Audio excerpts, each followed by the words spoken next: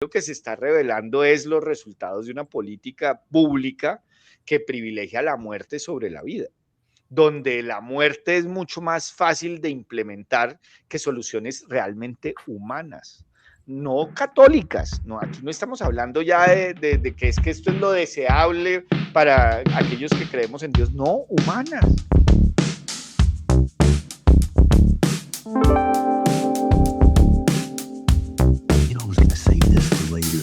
James, since we're running short on time, remember how you said you'd never kill anyone? Liar, pants on fire. I didn't kill my mother. Of course you did. Just 10 years ago, you'd been brought up on first-degree murder charges. She was an Oregon resident. Everything was done according to the law. Oh, the law. The law, that's right. Death with dignity, euthanasia, assisted suicide. That certainly sounds better than murder, doesn't it? She was in pain. And her prognosis was terminal. Didn't hurt that she was worth $3.6 million and you were the sole heir, though, did it? But hey, I get it, James. She was old, inconvenient, definitely. All those trips to the hospital, hours at her bedside, holding that wrinkly hand, telling her you love her, wears you out, doesn't it? Plus, she would have died sooner or later anyway. If I were you, I'd have done the same thing. What's your point? My point is I told you before you leave here today, you will have committed 3 murders. We've already committed 1. So we're moving along nice. Muy buenas noches a todos. Teníamos preparado con Rami el inicio de una serie sobre unos temas relacionados con la historia, un poco más académicos, pero la noticia nos dio durísimo y decidimos lo de Noelia y decidimos pues dedicarle un episodio a nuestras reflexiones. Nos parece importante porque finalmente nosotros desde el año pasado hemos venido tratando una serie de problemas de la naturaleza del mal y de lo que está en el mundo sucediendo, y este tema no podía ser la excepción. Está corto que acabamos de ver de la película de Nefarious, que si no lo han visto se lo recomendamos, un poco los engaños, los trucos que utiliza los demonios para vendernos toda esta basura que tenemos hoy en día alrededor nuestro en nuestras sociedades. Y lo cierto es que comenzamos esto como con este programa de hoy, como con ese tono, viviendo, reconociendo que estamos en un momento muy crítico. Nosotros lo hemos dicho antes en muchos episodios, estamos en presencia del mal que se nos muestra con toda su arrogancia. Además es un mal que hace alarde, que se justifica, que se disfraza de razones, de compasión, y sobre todo cuando uno lo confronta, se vuelve desafiante. Eso lo vimos en muchos episodios el año pasado. Noelia, la verdad es que Noelia no tenía ningún derecho a morir, porque nadie tiene como tal un derecho a morir. Lo que existe y que se ha olvidado es algo mucho más básico, que es el deber, no derecho, deber de conservar la vida. Y ese deber no depende de una ideología, ni de una confesión religiosa, sino de la propia naturaleza humana. Por eso lo que ocurrió aquí es otra manifestación de la pérdida de la brújula moral de Occidente, de la decadencia de esta civilización que dejó de ser cristiana, que decidió durante los últimos siglos y décadas demoler lo bueno, lo bello, lo humano, y pasó a enaltecer lo feo, lo inhumano, a defender lo malo con pseudo razones, a crear compasiones donde no las hay. Yo agregaría a ofrecer muerte en lugar de acompañamiento, a mostrarse con caretas, con la careta de ayuda cuando por detrás te está clavando un puñal, con la careta de derechos cuando por detrás te los viola, con la careta de lágrimas cuando por detrás se te burla. El enemigo de hoy, y creo que debemos reconocerlo ya, está desnudo y es satánico, es diabólico. No sabe de ciencia, no admite razones contrarias a las suyas. Lo que viene, si esto se sigue aceptando, pues no es difícil de prever, porque vendrán muchísimos más casos y sobre todo lo más grave, una normalización de este problema. Y además porque todo esto se sostiene con babas, se sostiene con un lenguaje jurídico que llama derecho a lo que en realidad contradice la idea misma de derecho. No nos engañemos, esto no apareció de la nada, esto es el resultado de décadas de deformación moral, una idea de libertad completamente separada de la verdad o una idea de derechos desligada de la naturaleza humana, una mentalidad que convierte todo en que es susceptible de elección, incluso la vida. Ya pasó con el aborto, ¿no? Que pasó de casos excepcionales a cambio de lenguaje para referirlo después a discursos baratos de compasión donde buscaban sensibilizar hasta que se llegó al aborto libre, sin condiciones, y donde hay un negocio lucrativo muy grande, un mercado global gigantesco leía yo en estos días, creo que está en 25 billones de dólares el mercado del aborto en el mundo.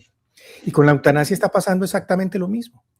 Primero se habla de como esos discursos, mira, esto es excepcional, esto es solamente para los casos de enfermos terminales frente a los cuales ya no hay nada que hacer, los desahuciados. Y después poco a poco se va abriendo paso a los enfermos mentales y después a los menores. Y después le cambiamos el nombre, ya le llamamos no eutanasia o no suicidio asistido, sino derecho a morir dignamente, dignamente. Eso no existe. Existe el deber de preservar la vida. En medio de todo esto, Rami, ya te voy a dar la palabra, Noelia dejó de ser una persona y pasó a ser un instrumento de un Estado arrogante, de un gobierno socialista, de una ideología perversa que ha manejado y lleva muchos años manejando un lenguaje y un mensaje tramposo. Por lo tanto, lo que uno tiene que plantear desde una entrada, desde un comienzo, es que hay que cambiar ese lenguaje, porque la gente no es desechable, la gente es digna y la gente que sufre también es digna. Y cuando alguien sufre y sufre mucho, hay que acompañar, hay que sostener, hay que cuidar, hay que ofrecer alternativas, hay que defender la vida como sea y al precio que nos corresponda. Porque cuando nosotros dejemos de hacer eso, lo que estamos es abandonando a esa persona que seguramente habría podido encontrar unas luces para salir de ese momento tan oscuro que vivía su alma. Rami, buenas noches. Buenas noches, Gabriel, y buenas noches a todos los que nos están escuchando en esta noche. Pues este tema de la eutanasia para mí es todo una encrucijada. Primero porque al igual que el aborto, ha llegado muy cerca de mí. En el tema del aborto, he tenido relaciones muy profundas y muy serias con mujeres que han pasado por allí. Las quiero, las valoro, he entendido gracias a esas relaciones mucho de la realidad que hay detrás del aborto. Y en el tema de la eutanasia, pues tengo una historia familiar muy cercana, que vamos a ver si este programa da para que la compartamos y aprendamos del dolor ajeno. Sin embargo, me parece que es interesante empezar por el caso de Noelia, un poco para revisar, aunque los datos no son del todo claros y guiándome, sí por los recuentos que han hecho algunas personas en internet. El Fray Nelson dio algunas ideas. Hay una especialista en bioética española que es miembro de la Comisión Pontificia para la Vida, que también se tomó el trabajo de mirar un poco el pasado de esta niña, y los hechos principales son los siguientes, y es que esta es una niña que desde pequeña, por las circunstancias familiares en las que vivía, termina bajo el sistema de protección estatal. Y de ahí en adelante, en ese momento en el que los papás son reemplazados por el Estado, empieza una cadena de fracasos del Estado como cuidador de los vulnerables, de las víctimas. El primer fracaso es que en el centro de acompañamiento, de protección en donde estaba, esta niña es víctima de una agresión sexual grupal, que obviamente le deja unas profundas heridas psicológicas. Y este fracaso es acompañado de otro adicional, y es que nunca tuvo el acompañamiento terapéutico necesario para sanar esa herida de una manera adecuada. No, por el contrario, permaneció bajo el cuidado del Estado hasta el punto en el que su situación y su herida empeoró, llevándola a intentar suicidarse, y se suicida botándose de un piso alto. Afortunadamente no tiene éxito, pero el golpe, la caída le deja secuelas que le impiden su movilidad adecuada, y eso profundiza y agudiza su depresión, que es el siguiente fracaso. Y es que ante esa situación evidente de desesperanza, de profundo dolor, de gran sufrimiento, el Estado finalmente, en vez de ofrecerle la protección y el acompañamiento que ha debido ofrecerle desde el principio, cuando se evidenció que su vida era la vida de una víctima, de una persona en situación de vulnerabilidad, en vez de ofrecerle el acompañamiento, le ofrece lo que la ley ha prescrito en España y en muchos otros países desde hace unas décadas, que es el homicidio por piedad, la eutanasia, ¿no? Y aquí, pues, ya esta es ya la demostración máxima del fracaso del Estado como cuidador, porque el Estado, y más ahora en la sociedad occidental, está respondiendo a una serie de ideologías que, como hemos visto en muchos de los programas, lo que buscan es o esclavizar o directamente llegar a matar al ser humano. En este caso, pues es el grado más agudo de esclavitud, que es el que conduce a la muerte.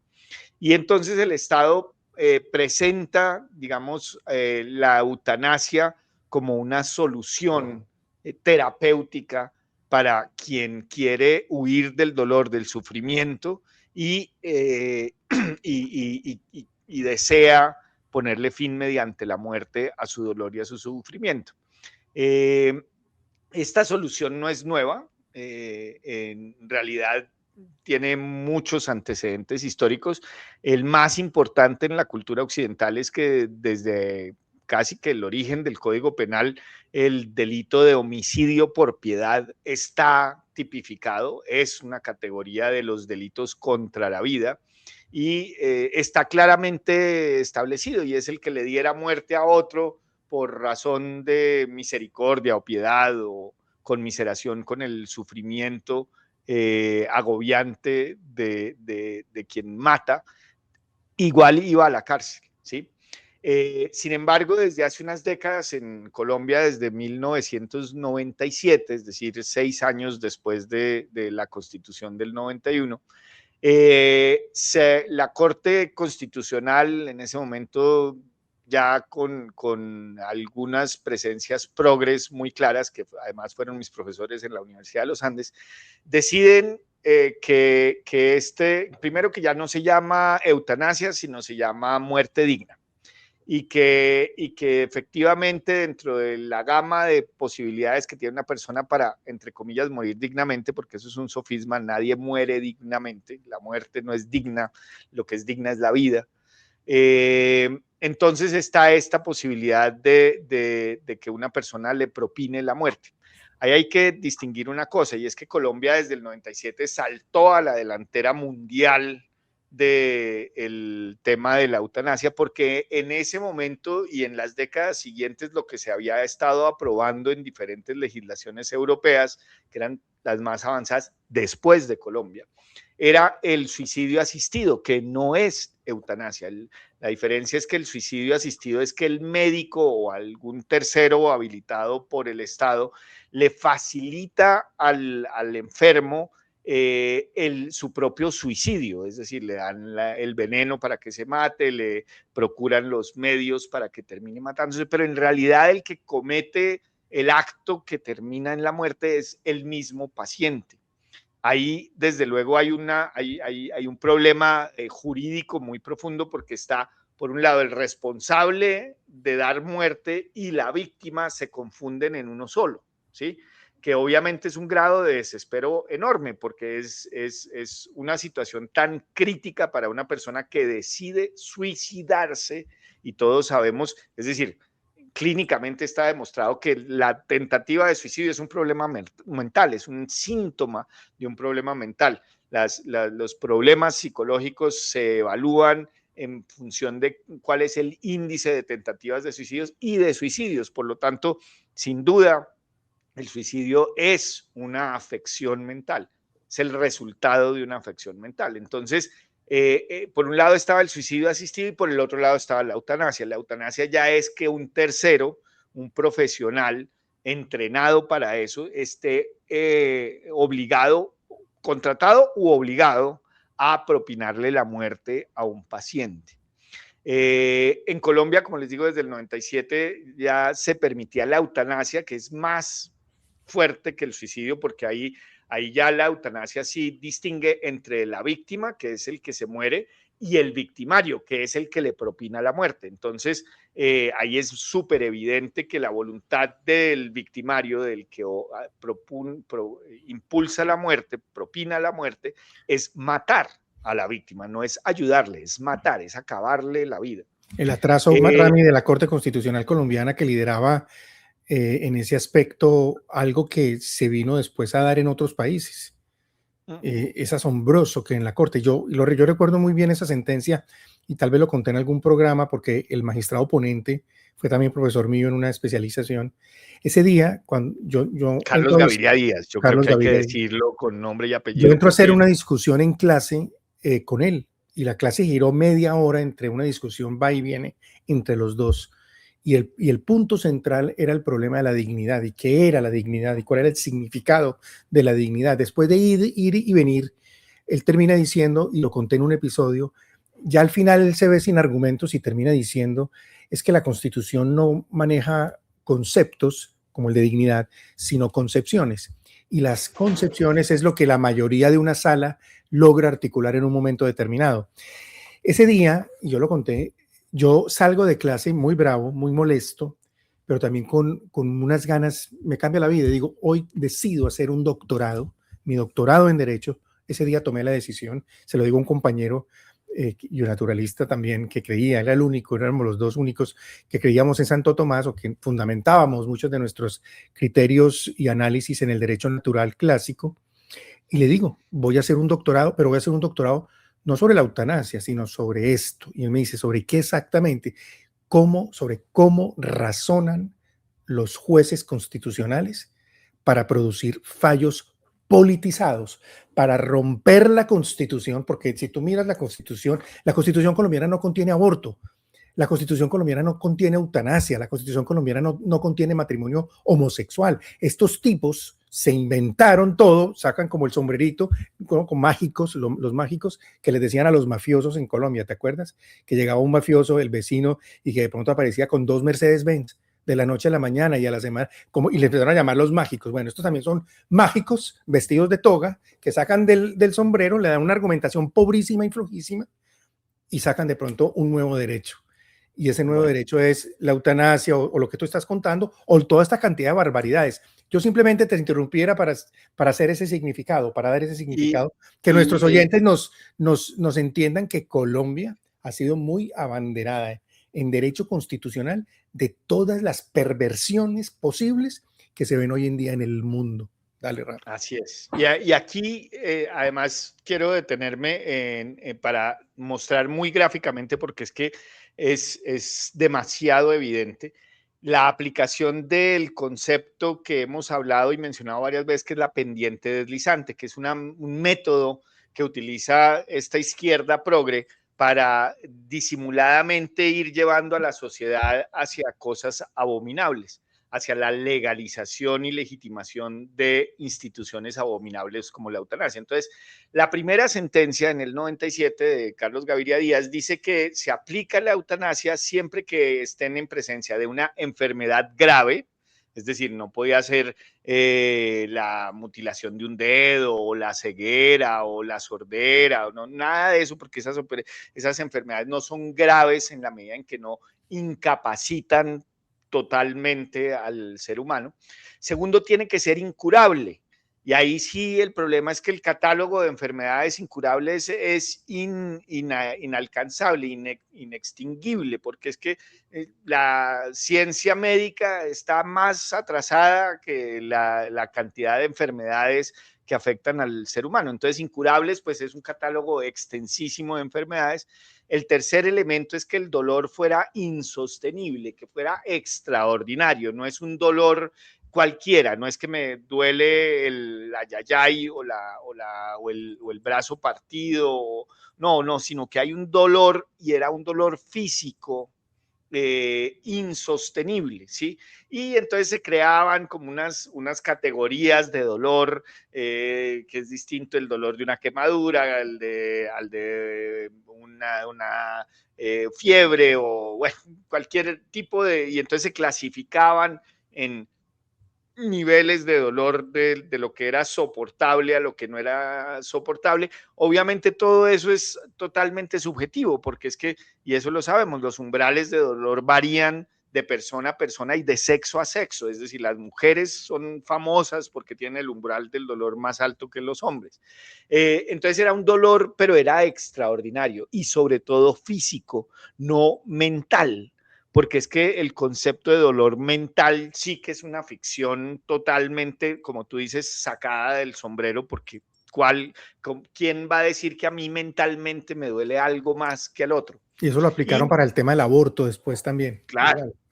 Y finalmente la fase terminal, que tenía que estar en su fase terminal, es decir, que la expectativa de vida fuera inferior a 6 meses. ¿Cómo se sabe si una expectativa de vida es inferior a 6 meses? Pues se supone que los médicos han elaborado estadísticas y han dicho, vea, cuando esta enfermedad, el cáncer, está en la fase X, la 4, normalmente o no normalmente, más del 80% de los pacientes se mueren dentro de los 6 meses siguientes al diagnóstico de la fase 4. ¿Sí? Entonces, un médico puede decir, vea, este cáncer está en fase 4, por lo tanto ya está en su fase terminal, le produce un dolor insostenible porque está categorizado, es una enfermedad incurable porque el cáncer en esa etapa ya no es posible de curar y es grave porque pues obviamente el cáncer está dentro de las enfermedades graves. Entonces, con eso, la Corte presentó en el 97 un modelo de estándar de aplicación de la eutanasia que parecía hacerla muy excepcional, ¿sí? Y ese es el primer pasito de la pendiente deslizante. Ese fue el paso que nos llevó a esa barranca en la que estamos hoy. ¿Por qué? Porque unos años después, entonces ya se empezó a hablar de, bueno, ¿qué es una enfermedad grave? ¿Grave para quién? ¿Cuál es la gravedad que tiene que tener una enfermedad grave para que sea grave? Después, bueno, y si esto aplica para adultos, ¿por qué no puede aplicar para menores de edad? Sí, los menores de edad son muy conscientes de muchas cosas y pueden llegar incluso a ser conscientes de lo que significa la muerte. Entonces, si un menor de edad es consciente de la consecuencia de la eutanasia, pues porque no puede pedir la eutanasia. Y después, bueno, ¿y qué pasa si los padres de familia están en contra de la decisión del menor? ¿O qué pasa si son los padres de familia los que están pidiendo la eutanasia del menor que no se puede dar a entender por sí mismo? ¿Sí? Y entonces todos estos problemas que surgen de esta pendiente deslizante como escalones cada vez más en el fondo del fango, fueron consistentemente y han sido consistentemente resueltos en favor de la muerte. Nunca, y eso sí, los reto a que miren en las sentencias de la Corte Constitucional sobre eutanasia, nunca han sido fallados en favor de la vida. ¿Sí? Siempre es cómo facilitamos o cómo resolvemos este problema para que sí se pueda dar muerte al paciente.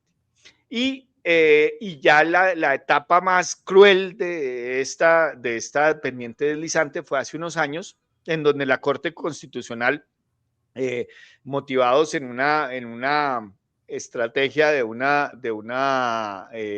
magistrada provida, y es que ella dijo, bueno, propongamos esto en una sala plenaria, porque en una plenaria le van a tener que poner límite a esto, termina siendo un problema y la sala plena decide que el requisito de que la enfermedad esté en fase terminal ya no es exigible, que es curiosísimo desde el punto de vista jurídico, porque es que la jurisprudencia de la Corte tiene vocación de permanencia. no puede cambiar simplemente porque arbitrariamente una mayoría de la Corte hoy decide que lo que se puso hace 20 años no estaba bien. Tiene que haber un proceso de discernimiento muy concreto, con unas excepciones muy especializadas. Ninguna de esas excepciones se dio. Simplemente que la mayoría de los miembros de esa Corte decidieron que ya no era en Colombia requisito que la enfermedad estuviera en la fase terminal. ¿Cómo sería de absurdo que el Ministerio de Salud de la época, que era pro eutanasia, le pregunta a la Corte después del fallo, hombre, no, un segundo, aguante el bus ahí, ¿por qué? Porque es que a mí me va a tocar empezar a autorizar procedimientos de eutanasia y si usted le quita el requisito de que la enfermedad esté en su fase terminal, pues entonces vamos a tener que aplicar la eutanasia en casos como la pérdida de un miembro, el que es cojo. ¿Es una enfermedad grave? Sí. ¿Es incurable? Sí. ¿Y le produce un dolor insostenible? Sí. Sí, mentalmente él está muy adolorido porque se siente muy deprimido porque está sin una pierna, sí. Bueno, pero ¿y la diabetes? También posibilidad de eutanasia. Bueno, pero y entonces vámonos un poco más allá. Las enfermedades mentales, ninguna es curable. No hay tratamiento de cura, son todos tratamientos terapéuticos de acompañamiento. Entonces, cualquier enfermedad enfermedad mental da para la eutanasia, sí, entre ellas la depresión. Y entonces ahí ya estamos en un mundo distinto, porque ya estamos en el fondo del fango. ¿Y por qué? Porque desde luego, si empezamos a pensar cómo es el tratamiento de acompañamiento de cada una de estas enfermedades, vayamos sin ir más lejos a la diabetes, ¿sí? Y resulta que con el POS y todo el sistema de salud le toca al Estado asumir el costo de ese acompañamiento que puede durar perfectamente una persona viva con diabetes hasta los 80, 90 años. La ciencia ha evolucionado tanto que ya ni siquiera es un factor de riesgo tan importante como otros. Es más probable que se muera un fumador antes de tiempo a que se muera una persona con diabetes. Entonces ya empieza el Estado a hacer cuentas en la política pública y dice, bueno, sostener a este enfermo que tiene diabetes el resto de la vida con tratamiento de acompañamiento a su enfermedad me vale X y hacerle eutanasia me vale una millonésima parte de eso. Entonces, ¿yo a qué estaré inclinado como Estado, como EPS, como IPS, como médico tratante, como lo que sea dentro del sistema de salud? Pues a matarlo, Le porque es acabas de mucho más poner, rápido y económico y me quito de encima el problema. Entonces ahí lo que era supuestamente una política pública de misericordia se vuelve una política pública de muerte. Y ahí lo quiero dejar en ese punto para darte la palabra y miramos ahora más en la siguiente intervención cómo esta realidad de esa pendiente deslizante termina traduciéndose en cifras en diferentes lugares del mundo. sí, gravísimo, comienza o termina mejor eh, pasando de un tema médico o de un tema de misericordia a un tema de números, a un tema meramente económico. Es alarmante. Yo pienso que, a ver, si digamos, pongamos en tela de juicio por un momento aparte el tema de la eutanasia y concentrémonos un momento en el tema solamente de las personas menores, que me parece a mí todavía mucho más grave el asunto, porque yo miraba a un científico o a una científica y traté de comprobarlo y realmente sí es cierto, y es que el cerebro humano, especialmente la corteza prefrontal, termina de desarrollarse más o menos hacia los 24 o 25 años. Noelia tenía 25 años, digamos que estaba como en ese margen o en ese límite. Pero ¿eso qué implicaciones tiene o qué significa? Eso significa que los menores de edad en general, la evaluación de consecuencias está muy limitada. Es decir, el control de impulsos es mucho más limitado, más incompleto al que pueden tener las personas adultas.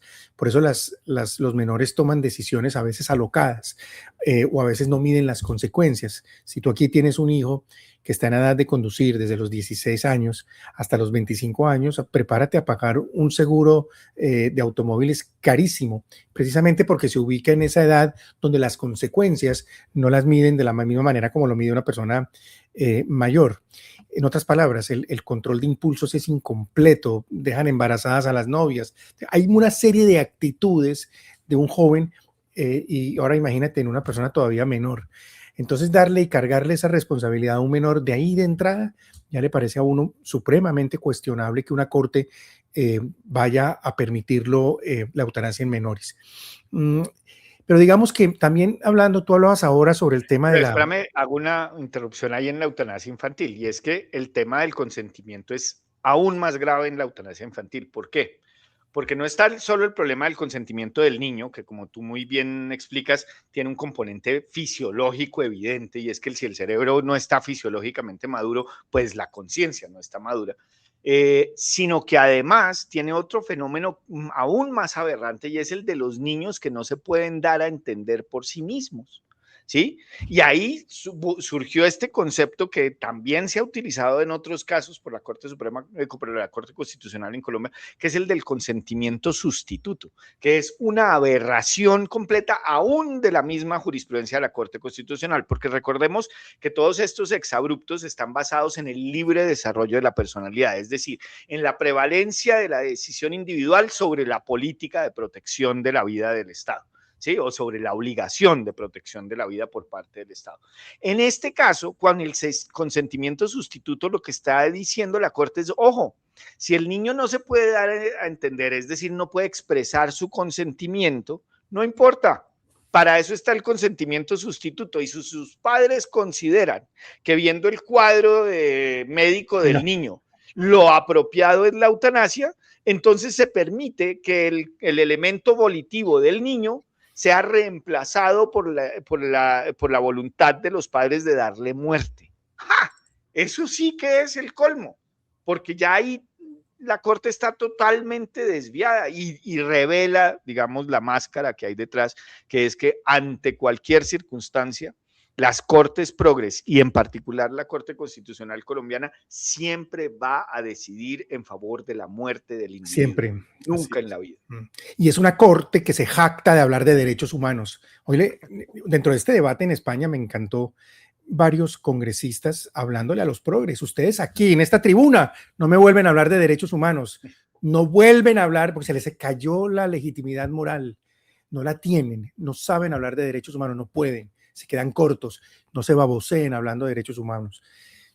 Rami, hay un punto muy esencial en lo que tratas ahí, y yo creo que, digamos que, o lo dijiste ahora, que me quedó sonando, dentro de las enfermedades terminales, yo creo que la depresión, porque también lo estuve estudiando con algún médico, yo no sé qué tan incurable sea. Yo lo que entendí fue otra cosa, yo entendí que la depresión es una enfermedad tratable. Y que es tratable, pero es que la diferencia es entre la cura y el tratamiento. Si es el tratamiento con certeza de que se cura, es decir, hay enfermedades. Pero no valdría la pena ensayar ese tratamiento a largo plazo, así la persona no se cure plenamente. Exacto, muy bien. Entonces, claro, porque me pareció que había quedado como en el ambiente el tema de que las personas que sufrían depresión no se iban a curar. Puede que sí, puede que un tratamiento a largo plazo lleve a eso, a salir de esa depresión. No, y hay muchas personas que salen de la depresión. La depresión Exacto. Es por definición coyuntural. Exacto. Y en ese sentido, una respuesta todavía mucho más grave que da la justicia española, en este caso de Noelia, pues es advertir un tema tan crítico en el cual Noelia pudo perfectamente habérsele acompañado. Había una de esas médicas que hablaba de alguna entrevista que ella concedió donde disfrutaba, por ejemplo, maquillarse o disfrutaba hacerse el manicure. Y entonces, la médica decía, ese solo hecho, de ahí, de entrada, yo me pego de ahí para encontrar elementos de felicidad, así sean mínimos, pero yo pueda escarbar en esa oscuridad que pudiese tener Noelia, de depresión, de angustia, de oscuridad en su vida, encontrar esas pequeñas luces y de ahí empezar a jalarla, a acompañarla, a sacarla. La justicia española y los médicos españoles que propiciaron esta muerte hicieron todo lo contrario, todo lo contrario. Y esto también, y tocas también otro punto, que todo esto está relacionado con el costo económico de los pacientes. Y esto me lleva a mí a decir, en el fondo lo que hay es una escala de valores completamente trastocada, porque es que un sistema que le resulte más fácil matar a la persona que ayudarla porque tiene costos, Eso, Rami, es inmoral. Y había otro punto que yo no sé si tú lo estudiaste o lo miraste, por lo menos yo no sé qué tan comprobado sea, pero los abogados del papá de Noelia Ah, plantearon que el hospital presionó para ejecutar la eutanasia porque tenían comprometidos sus órganos. Y yo me puse a investigar y alguien decía que entre los órganos más o menos costaban 8 millones, no sé si de dólares, pero supongo de euros, 8 millones. Entonces la motivación adicional en este caso, digamos que es lo que llaman ellos la compasión. Formalmente nos dicen, no, mira, es que es por compasión, pero el fondo es como en el aborto, ¿no? Es una utilidad económica para un Estado que tiene que o que busca deshacerse de la persona porque le cuesta plata, y además un hospital que se debe eventualmente beneficiado porque está vendiendo los órganos. Estamos en presencia de un régimen completamente inhumano, utilitarista, y yo creo que ese último tema debiera ser investigado a fondo por la justicia o por los periodistas buenos que todavía queden en España al fondo, a ver si es verdad o no eso que nos contaron los papás o los abogados del papá de Noel. lo que sí está claro en este y en muchos otros casos de eutanasia es que la situación mental de la persona que pide su propio asesinato es fluctuante. De hecho, hay una carta manuscrita por Noelia de mediados del 2024 en la que le solicita al hospital un aplazamiento por 6 meses de su cita para que le practiquen la eutanasia, porque se encuentra en un estado de confusión que amerita, según ella, un discernimiento más prolongado. Y también hay evidencia de que el hospital aceleró la práctica de la eutanasia en esta ocasión, precisamente porque vio que esto se volvió un tema mundial. De hecho, yo les cuento en un caso que hubo en Colombia también muy famoso de una señora que salió por Noticias Caracol feliz brindando con cerveza con el hijo, porque estaba celebrando que le iban a hacer la eutanasia próximamente por una enfermedad que es la ELA, y que no estaba para nada en su etapa terminal ni nada de eso. Yo tuve la posibilidad de debatir con la abogada del equipo de abogados que estaba siguiendo el caso y encontré lo siguiente. Primero, que el hijo era parte del equipo, había querido formar parte del equipo y era el que había sido, digamos, instrumental para que la señora, su madre, firmara todo el tema de la eutanasia. ¿De Segundo, cuál equipo? del equipo de abogados que la llevó, que la defendió, digamos, en todo su tránsito hasta la eutanasia. Segundo, que una vez el caso se hizo público, la recluyeron en algún lugar desconocido, lejos del teléfono, lejos de todo. Yo incluso le dije a la abogada después del debate en el noticiero en televisión en ese momento, le dije, oye, mira, si ustedes están tan seguros de que esta señora está dando su consentimiento libre, ¿por qué no me das el teléfono? Que yo tengo un amigo obispo, en ese momento el obispo de Riohacha, que quiere hablar con ella. Dale, regálale el teléfono, dame el teléfono y no me des más de 20 minutos, que el obispo le dé una bendición, tenga una conversación y por lo menos que tenga la posibilidad de hablar con una persona que para mí tiene el carisma y desborda en estas situaciones.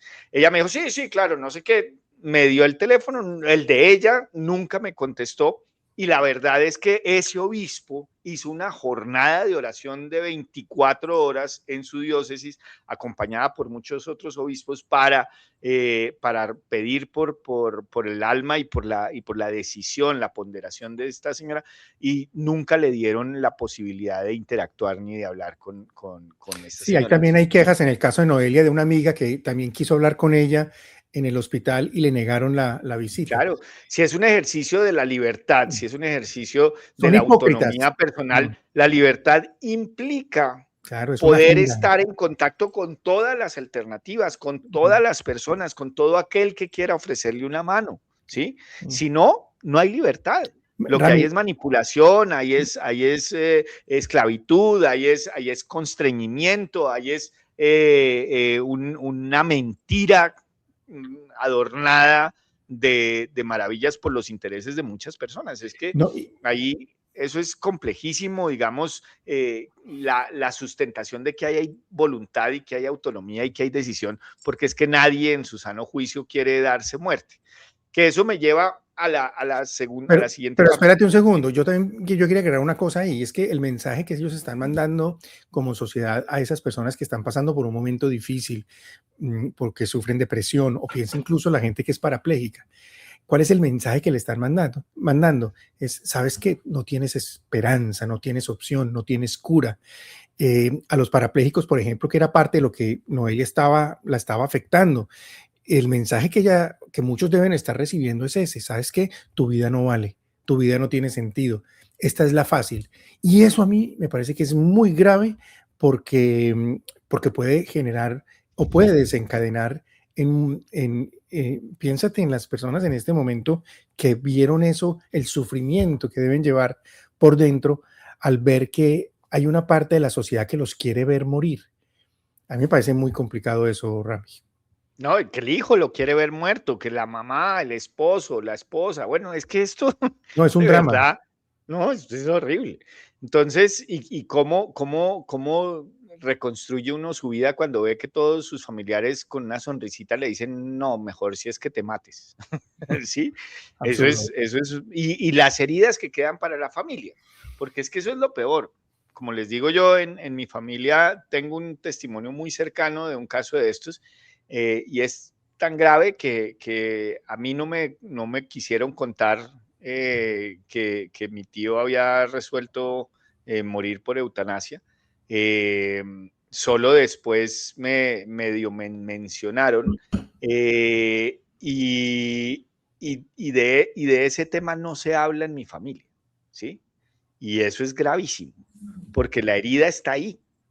La participación que haya tenido cualquiera, sí o no, o quedarse callado, o hacerse el de las gafas, o lo que sea, esa herida, esa participación genera una herida, y esa herida está ahí, sin resolver, Es como las que porque abortan nadie igual. lo habla, Tienen que nadie resolverlo. lo habla. Así es. Y eso es peor, porque entonces no es solo el problema individual de la persona que en un momento de sufrimiento extraordinario decide que es mejor estar muerto que vivo, sino lo que queda para el resto de la familia, ¿sí?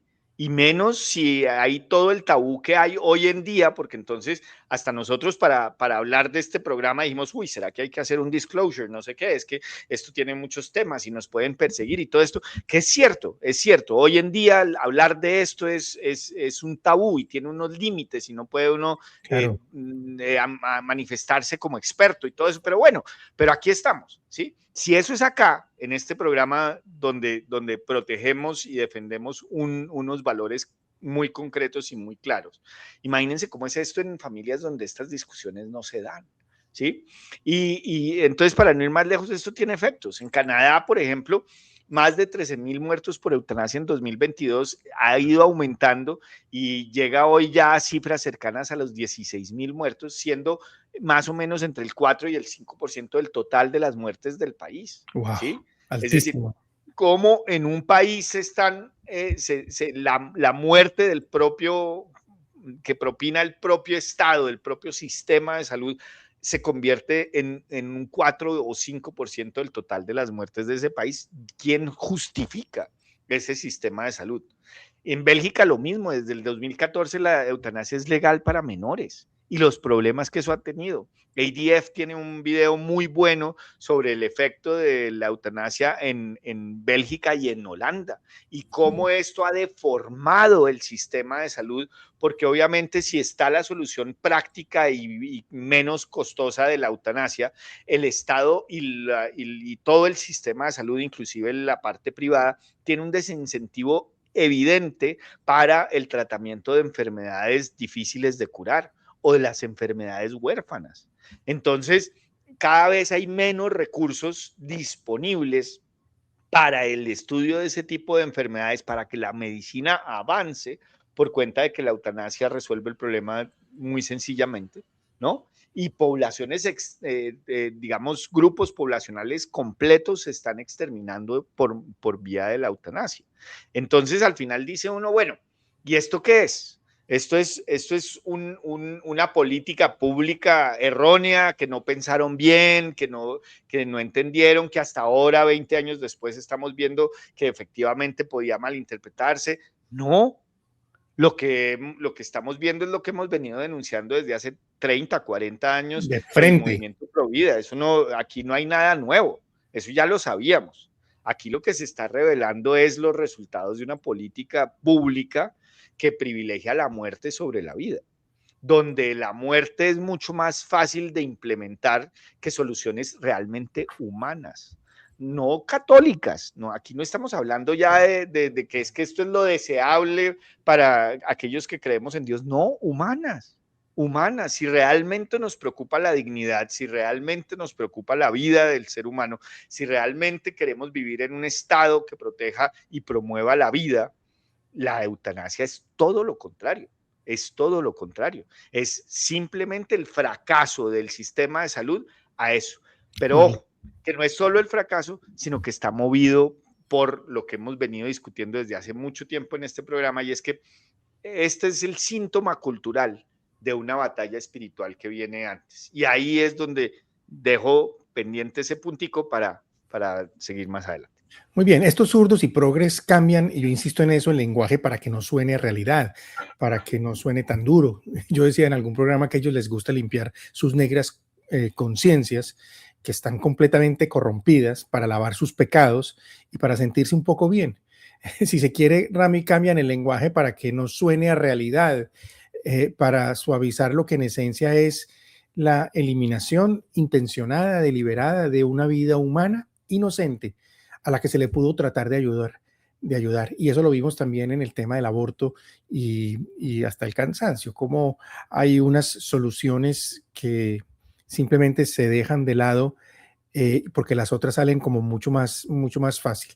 Ahora, lo que sí se puede y se debe hacer en una situación de dolor, de angustia, tan trágica, porque uno le van a decir, es que usted, bueno, tú en el caso tuyo sí pasaron, ustedes pasaron por una enfermedad, yo también tuve en mi casa, mi mamá pasó por unos momentos finales muy complicados, y yo creo que lo que uno puede y debe hacer es paliar el dolor, y es lo que no se habla mucho en esas sentencias, en esa jurisprudencia, es ayudar, es tratar, es acompañar, es esperanzar. La mentalidad de estos satánicos y de estos zurdos y de estos progreses, para que no sufra, matémoslo. No para que, o sea, no es para que no sufra, le debemos dar paliativos.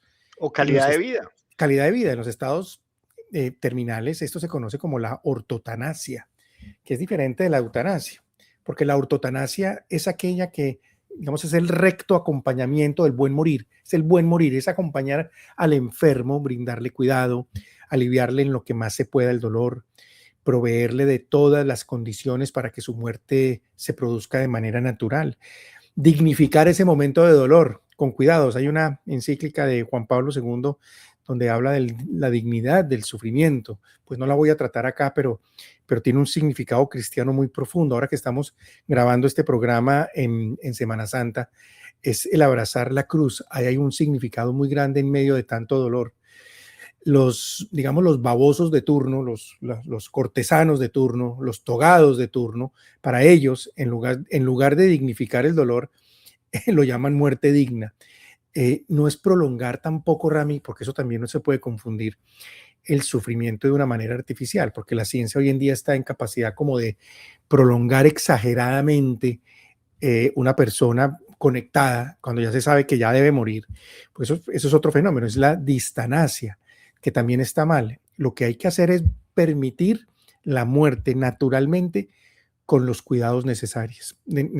Por eso yo pienso que la oposición a la eutanasia en realidad no es que sea una defensa del dolor, es una defensa de la persona. La persona es mucho más que el dolor.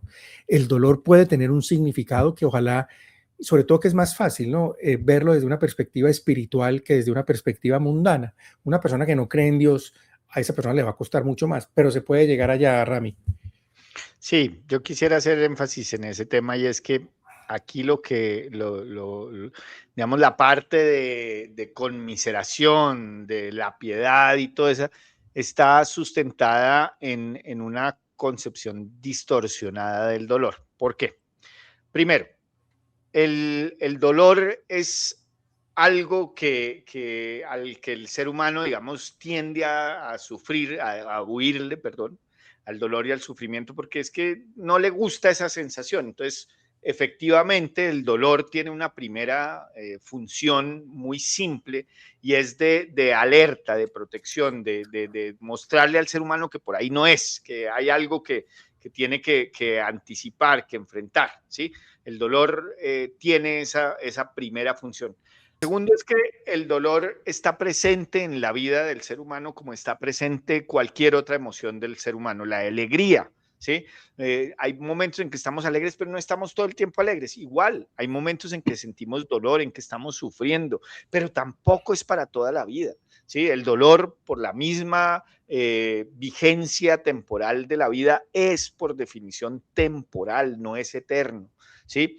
Por lo tanto, lo que uno tiene que hacer es saber vivir a través del dolor, ¿no? Y el dolor es un maestro. En algún capítulo yo hacía la reflexión y es que pensáramos por un momento esos momentos de gran sufrimiento, de gran dolor en nuestras vidas y lo miramos desde nuestra situación de hoy, desde nuestra perspectiva ya con el tiempo y todos nos daremos cuenta de que esos momentos de gran sufrimiento, de gran dolor, han sido nuestros momentos más valiosos de aprendizaje, que mucho de lo que somos hoy en día se debe a la forma en que nosotros atravesamos esos momentos duros de dolor y sacrificio y sufrimiento. Y eso nos lleva a lo siguiente, y es que el dolor no está presente en nuestras vidas simplemente para hacernosla pasar mal, no. El dolor tiene un valor en nuestras vidas. El primer valor, que es tal vez el más difícil de entender, es el valor redentor que tiene el dolor. Y es que el Claro. dolor nos sana al final, nos hace mejores personas. Una vez lo superamos, somos más humanos, somos más conscientes de nuestras limitaciones, de nuestra debilidad, de nuestra poquedad, pero también de la capacidad que tenemos para afrontar los momentos que parecían insufribles, insoportables. Y el primero que nos muestra eso es nuestro Señor Jesucristo. ¿Sí? En esta semana, que es la Semana Santa, que es la semana de pasión, lo que los católicos de todo el mundo reflexionamos al mismo tiempo es sobre esos días en que Dios hecho hombre se somete a los dolores más intensos, empezando por los psicológicos, si se quiere, porque el primer momento de la Semana Santa es cuando nuestro Señor se arrodilla a orar en el huerto y al encontrarse con la realidad de la humanidad y de cómo la humanidad va a responder a ese sacrificio que él va a hacer a continuación, le sigue siendo desleal, le sigue siendo torpe, le sigue siendo infame, ¿sí? Y ese dolor, que es un dolor psicológico, es tan intenso que suda sangre y agua al mismo tiempo. Imagínense un dolor que le hace explotar las venas de su cuerpo para que fluya sangre de ellas. Ese que es el primer dolor que siente, el más intenso de todos, inclusive le lleva a pedirle a Dios que si es posible aleje de él ese cáliz, es decir, que si es posible no lo someta, pero también nos da la lección de obediencia a la voluntad de Dios más linda que puede haber, y es que dice, pero sino que se haga tu voluntad. ¿Sí? Y es la sumisión completa del Hijo a la voluntad del Padre, que es algo que nosotros a veces perdemos de vista.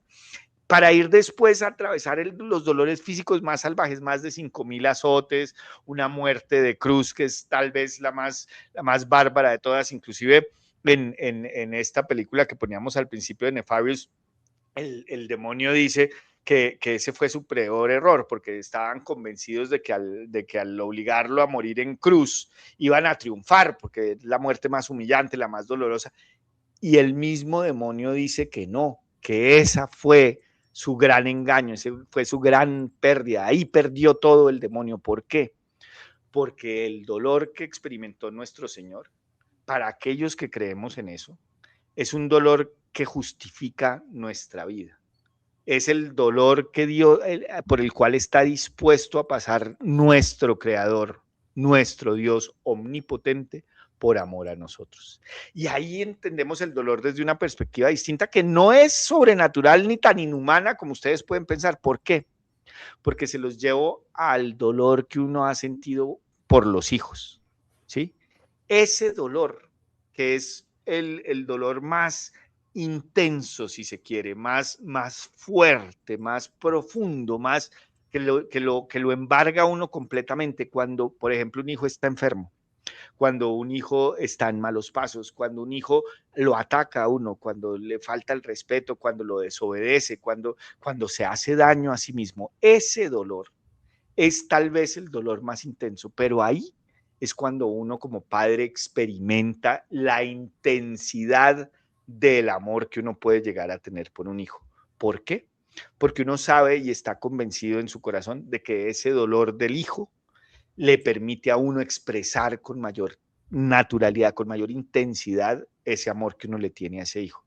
No hay ningún padre que no esté dispuesto, a pesar del dolor más grande que le haya producido el hijo, a ir a socorrer a su hijo cuando su hijo se lo pida, ¿sí?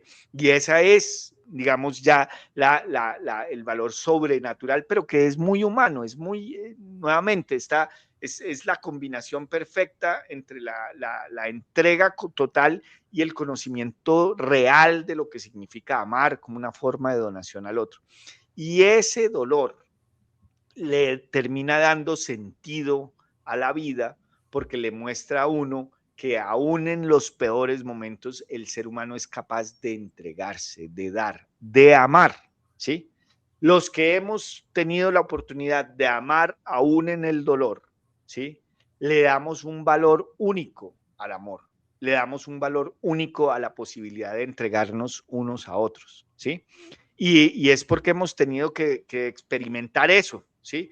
Porque muy pocas personas lo pueden entender de otra manera. Pues claro, hay santos y místicos y todo esto que lo logran hacer, pero por lo menos en mi caso, el entender el dolor como un acto de amor, ¿sí?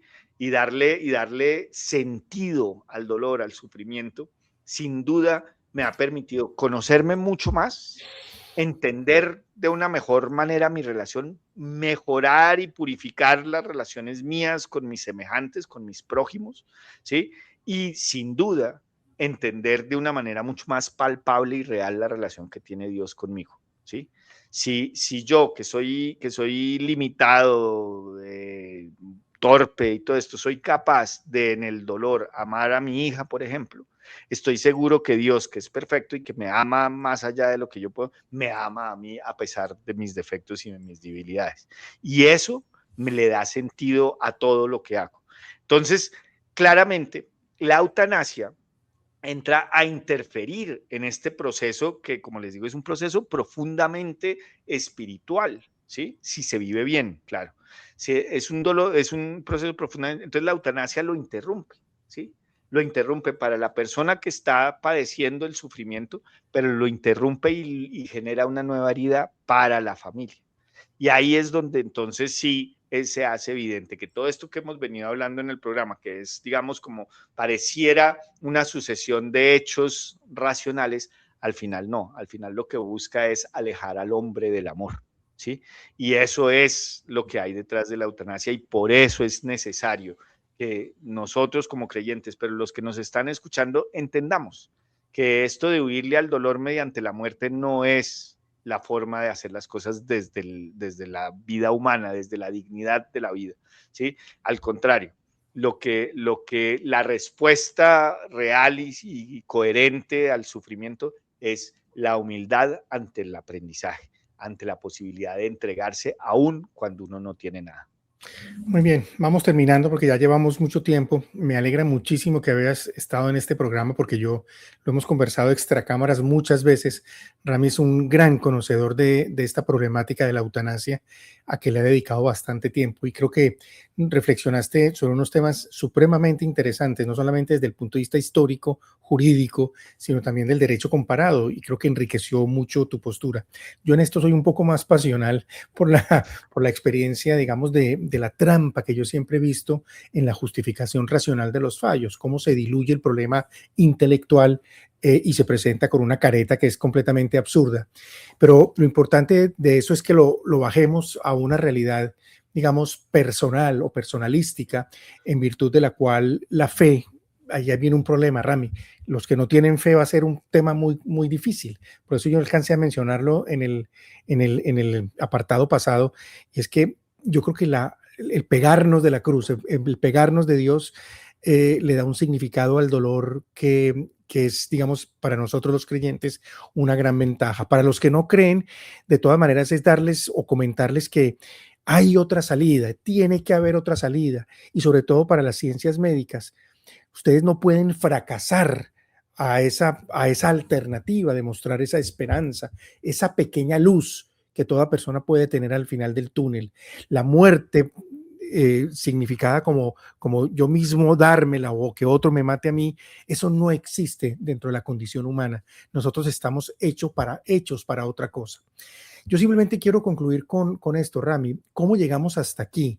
Y esto no es nada distinto a lo que hemos venido mencionando en otros programas sobre los otros temas que hemos tratado: la deformación de la familia, la deformación de la vida con el aborto, la mutilación de los órganos, tanta basura del wokismo y del progresismo y de la ideología marxista y del marxismo cultural que hemos visto.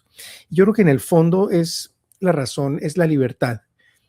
Nuevamente, esa libertad entendida como autonomía absoluta, esa libertad que no tiene una referencia a la verdad, esa libertad que no tiene una referencia a la naturaleza humana, esa libertad que no tiene referencia a ningún orden objetivo. Y esta idea, digamos, quedó formulada de manera casi perfecta en una sentencia clave de la Corte Suprema de los Estados Unidos, de la Corte Suprema de Justicia de los Estados Unidos, que ha sido replicada en muchas decisiones judiciales a lo largo de Occidente. Está contenida en un caso del 92, Planned Parenthood versus Casey. Yo tuve la ocasión de estudiar, digamos, ese caso en algún momento de mi vida para lograr entender de dónde se nutría todo el derecho constitucional occidental.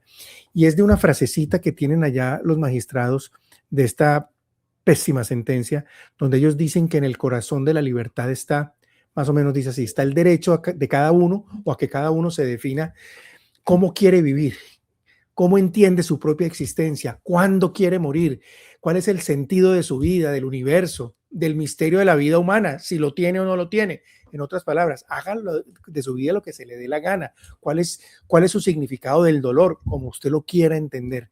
Esa idea, que es la que ha empleado la Corte bajo la nuestra, bajo la idea del libre desarrollo de la personalidad, pues es una cláusula bastante gaseosa que no dice absolutamente nada y que en todo caso trastoca el verdadero concepto ontológico de la libertad, porque aparentemente podría sonar profundo, pero en realidad es una ruptura radical, porque es que al final del día, si cada uno puede definir por sí mismo, ¿no?, qué es la vida, pues también puede definir cuándo deja de valer esa vida. Si cada uno define el sentido, pues también puede concluir que su vida ya no tiene sentido, entonces acabémosla. Y es el mensaje que estamos mandando y que el derecho constitucional se ha encargado de fortalecer. Erróneamente, estamos mandando un mensaje de que podemos definir que nuestra vida vale lo que se nos dé la gana de que valga. Con esto no queremos obviar el dolor. Hay personas que sufren y el sufrimiento es real. Todo lo contrario, estamos planteando es que aún hay sentido en medio de ese sufrimiento. Y hay un reclamo de esa misma naturaleza de luchar de alguna manera para que la muerte que nos va a llegar a todos llegue de una manera, cuando toque llegar, de manera natural, no de manera interrumpida por una voluntad tercera o por uno mismo. Yo creo que el aborto fue el primer paso donde se redefinió la vida y después se pasó a estos otros elementos como al tema de la eutanasia, también de la destrucción de la familia. Yo defino qué es una familia, incluso las drogas. Yo defino si las quiero tomar o no las quiero tomar. Todo como que va a cargarse dentro de la libertad de cada uno, o de la mutilación de los órganos. Yo defino qué quiero ser, hombre o mujer, lo que se me dé la gana, o un animal. Y el punto central es hasta cuándo va a llegar esta ideología satánica digamos, hasta dónde va a rodar en esta misma idea de libertinaje que nos está promoviendo, y que definitivamente nos está poniendo al borde de reconocer que realmente la criatura de Occidente está siendo construida, o que Occidente en general se construye una criatura construida desde unas premisas falsas, porque está planteando una libertad sin referentes objetivos, una libertad sin responsabilidad. Al final del día es eso. Yo no respondo, o yo trabajo impulsivamente, o yo actúo como yo quiera. Una libertad sin sacrificios, sin redención, que era el último punto que tú estabas tratando ahí, de ese significado que podría encontrar uno en medio del dolor, Rami. Sí, yo para terminar quisiera hacer una reflexión muy sencilla, y es que este programa de hoy que habla sobre la eutanasia, que es uno de estos grandes problemas morales de nuestro tiempo, no es en balde, primero, que aparezca en Semana Santa, y segundo, que aparezca en medio de las elecciones que hemos venido discutiendo en nuestro país, en Colombia. Los últimos videos que hemos sacado han sido tal vez los más populares de la historia de este programa, precisamente porque hablan de política, porque nos estamos metiendo a analizar la política de una óptica moral y desde la moral cristiana. Bueno, pues este programa pone el dedo en la llaga. Y entonces, en medio de estas elecciones es fundamental, porque si un candidato verdaderamente pro vida y católico llega a ganar la presidencia en Colombia, con 2 decretos acaba con la legislación y la regulación del aborto y de la eutanasia en Colombia.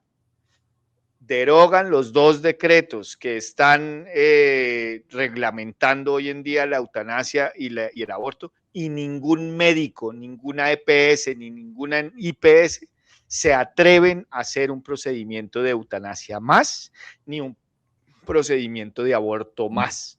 Empezando porque conozco abogados pro vida que inmediatamente se derogue eso, empezarán a perseguir legalmente a las personas que sigan practicando abortos y eutanasias sin haber reglamentación al respecto. Y esta es la importancia que tiene votar bien en estas elecciones, porque efectivamente tenemos la oportunidad para exigirle a por lo menos un candidato que ha dicho, es que yo no estoy de acuerdo con eso, porque moralmente eso está mal. Tenemos la oportunidad de exigirle que saque esos 2 decretos. Ojalá Dios bendiga a Colombia y nos permita destrabar y destorcer esta sociedad que cada vez está pareciendo que protege más la muerte que la vida. Cuando cada uno decide sin la verdad, la sociedad está condenada a desaparecer. Ya la sociedad ha empezado a seleccionar, como lo vimos con el caso de Noelia. Noelia, recordemos, no es un caso aislado, es el síntoma de una civilización que ha preferido rendirle culto a la muerte y con ello culto al demonio. Nos vemos, ojalá en el próximo episodio, con algo mucho más atractivo que podamos tratar, la historia de las leyendas negras, por ejemplo. A todos, muchas gracias y muchas bendiciones. Chao, Rami, gracias. Buenas noches, Dios los bendiga. Chao.